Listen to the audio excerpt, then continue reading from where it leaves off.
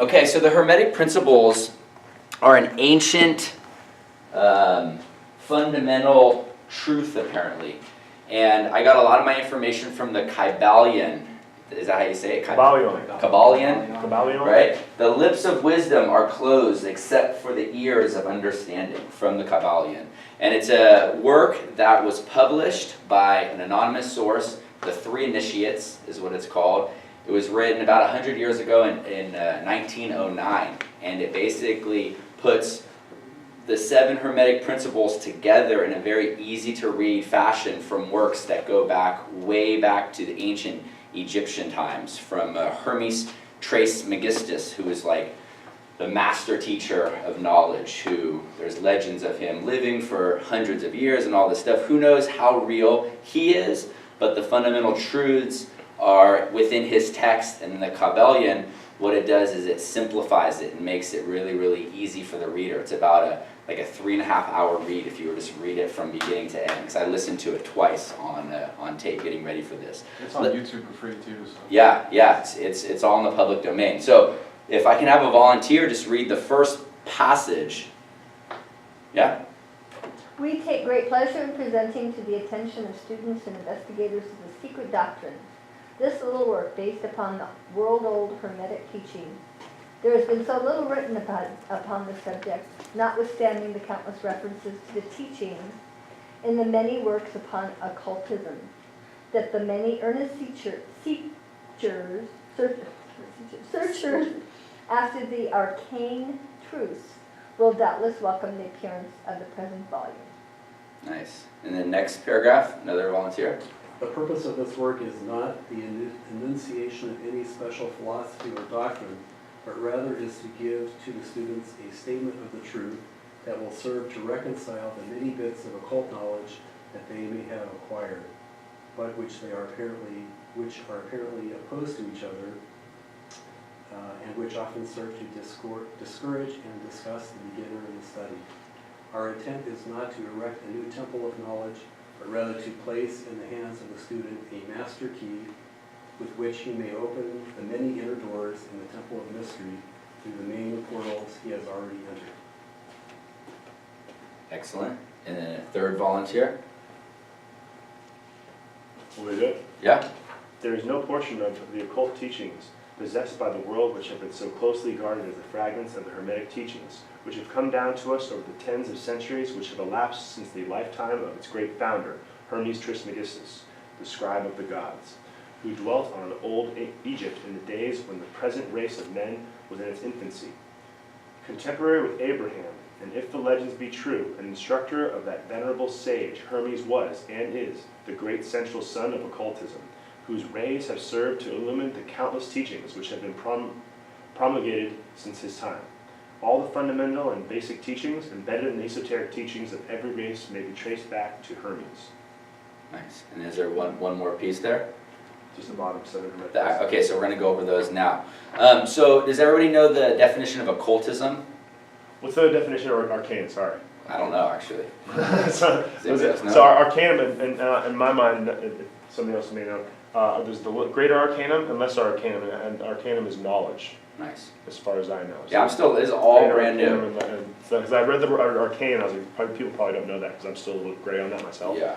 So I wanted to go over that. A handful of words in there. Yes. Yes. Yes. So always ask. Like we're here to learn. So like I mean I'm still learning too. But that's what I recall arcane being. There's the lesser knowledge and higher knowledge. It actually ties to the as above, so below. Yes. As you tap into more self knowledge, your higher knowledge or whatnot. What I got from tarot is the major arcana was the world, the universe that we're bound to, and the minor arcana was the self. Yeah. So Nice. I'm along the lines, right? Yeah. Okay. Cool. It's all interpretation. So it's Back to your question, occult. What does occult mean, right? Yeah, just hidden. Just hidden. Just simply means to be hidden. But it's occultare, right? Or the word. So like in your brain, with all the nerves, like there's the ocular nerve. It's part of your vision, and so it's occult. That's where it's hidden, not seen.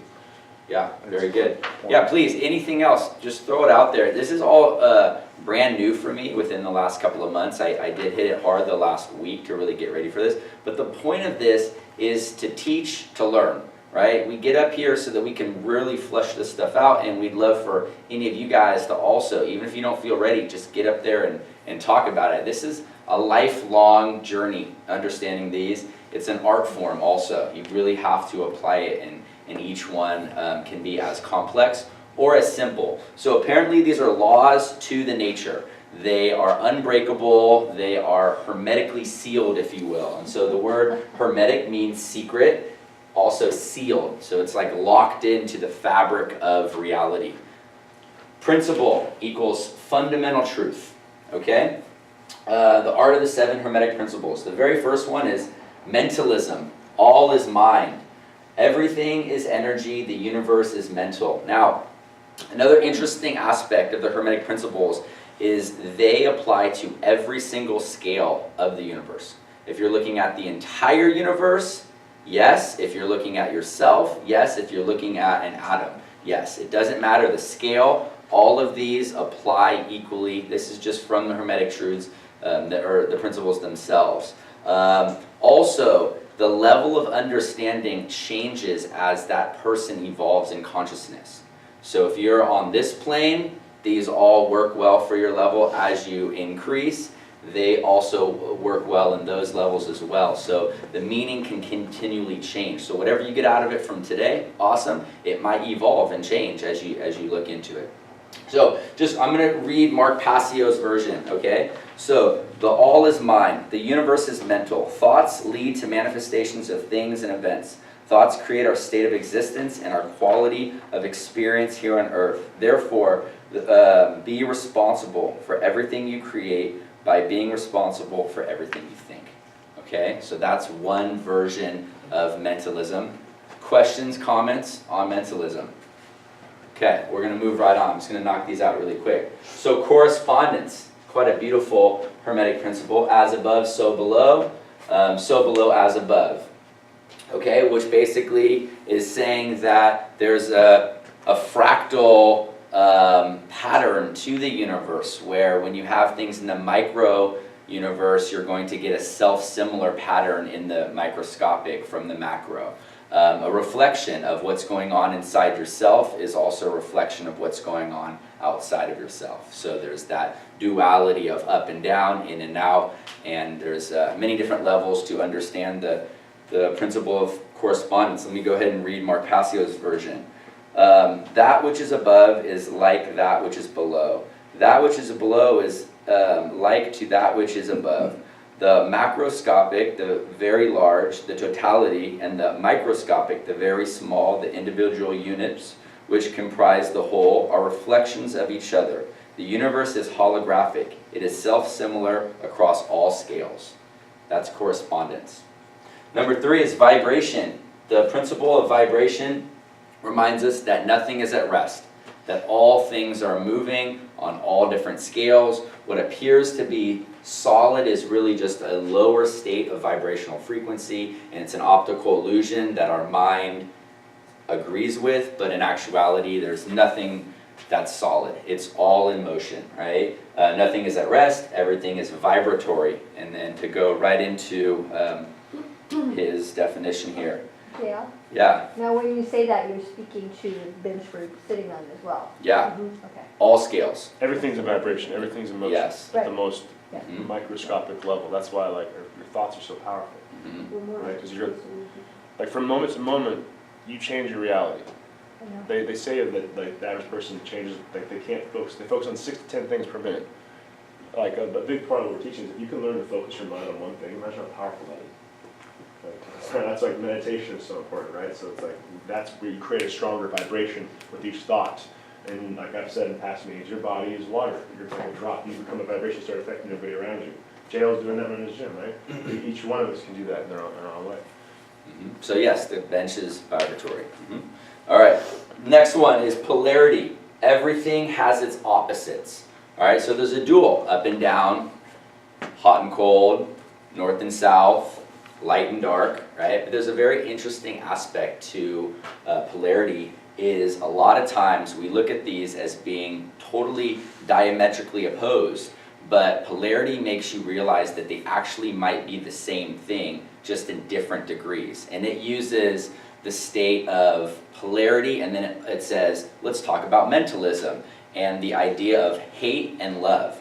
And it says those are actually the same system on different opposite polar ends.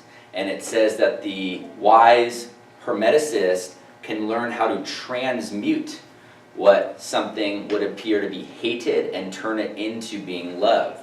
And that's the inner work that these principles can start to take on. Is they said that there's a very clean distinction also between fear and courage.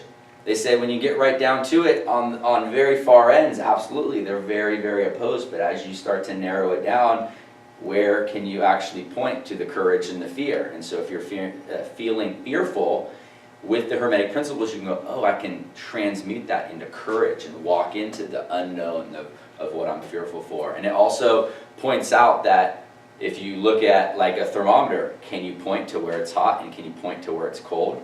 No, they're the same thing. It's just the absence of heat. It's a different vibrational. And the absence of light is what dark is. Can you point to light? Can you point to dark? No, there's an infinite amount of variations between the two poles. And so that's just an interesting distinction. Moving on, the fifth one is rhythm. There's an ebb and flow to all things. There's always a cycle. There's a day and a night. There's the different months. There's a lifespan, a birth and a death. We can't escape the rhythm to all things. Remember, this is every single scale. So we could talk about how I'm speaking to you right now. There's a rhythm. How you communicate, how your thoughts process, how you eat, how you drive your car. There's a rhythm to all aspects, an ebb and flow to the energy that makes us up in our everyday life. Number 6, cause and effect. Nothing happens by chance. Everything happens in the principles, in the law. It makes in the Kabbalion a very interesting distinction that there's actually no more creating as such, because everything is already here.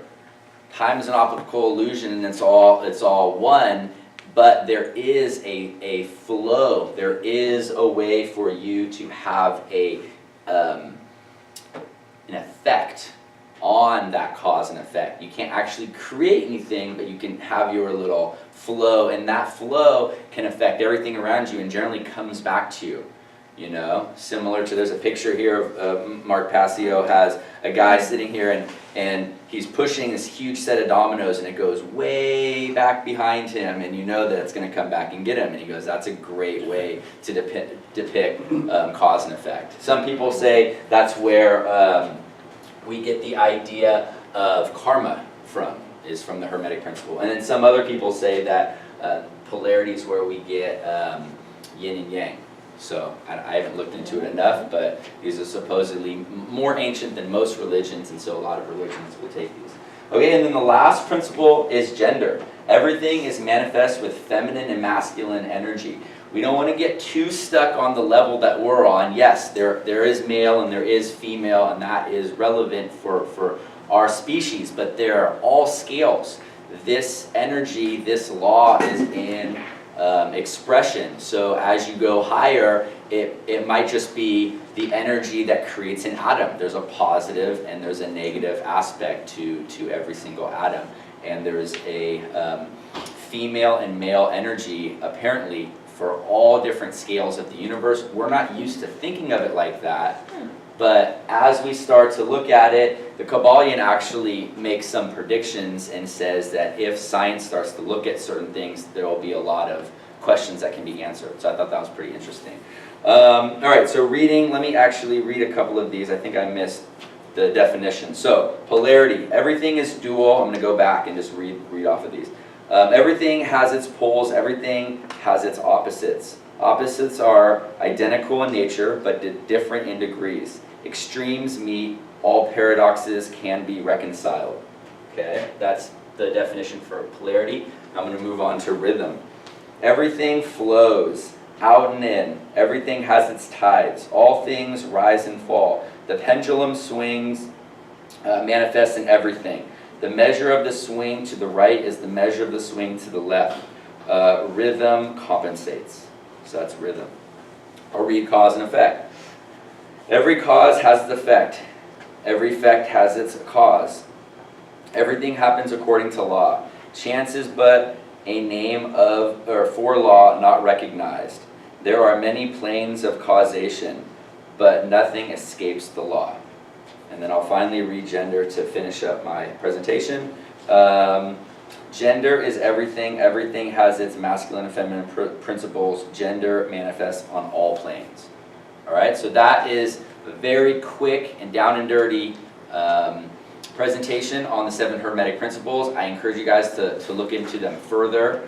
Joe Dubs is a blogger that I got some of this information. If you just go to joedubs.com, and he's awesome. An esoteric, kind of an artist, blogger, writer, and he breaks a lot of these principles down into an easy to use thing, and he has a lot of different links. You can go to the Kabbalion and download it for free. You can watch many people reading it verbatim on YouTube. Mark Passio does his rendition of the 7 of the principles, and it's where I got these definitions, but look into it further. Thank you. And did you want to do the 8th one a little bit, or you kind of already did, huh? Yeah, just like. And Mark Passio even says that there's an 8th principle, and that's the one of caring. That all these don't really matter. If you don't care and apply them and look at them, what good is it if you're not really applying, mentalism to the whole thing? So, cool.